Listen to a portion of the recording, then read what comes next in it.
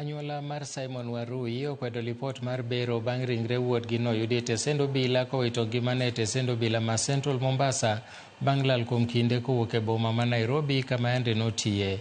Giwacho ni kata obedo ni lipot wacho ni wuodgi nowito ngimane kaluwore gi hinyruok manoyudo bang' obila wacho ni nolwar piny, hinyruok mamoko e dende moting'o ranyisi mar ng'ute kod bade nyiso picha mopogore. Gipenjo kama simb Simon Warui nitiere kaluwore nyaka sani pok oyude kata obedo ni simuno nyalo konyo e yudo adieri mar gima notimore, ka jokero ne ratich oganda bende wacho ni gionge kod geno gi duol mar IPOA kendo ni gikwayo okwach kich mondo mi ochak timo nonro mapiyo mar yango kaka Simon Warui nowito ngimane. Bona naambiwa alikuwa hapa ametokana. Mkono yake bona naambiwa ilikuwa imevujika. Mimi nikienda kumwona nilipata ako hivi. So alikuwa na struggle. Alikuwa na struggle.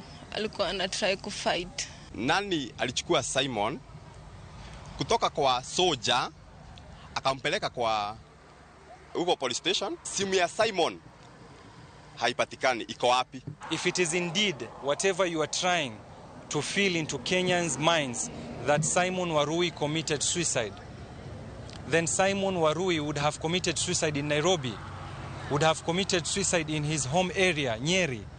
Why Mombasa? And we are calling on CS Murkomen, we are calling on IG Kanja to stop defending killer cops in this country.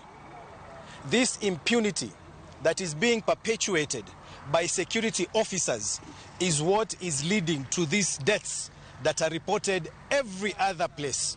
If it's not in a police station, it's in prison. If it's not in prison, it's Kenya Forestry Services. Every other day, Kenyans are now living in fear of the same officers who are supposed to be protecting them. Jatend migao mar arita kwe Kipchumba Murkomen kod tend obila ma pachoka owacho ni apisa manyo okwalo nyamburko e tesend obila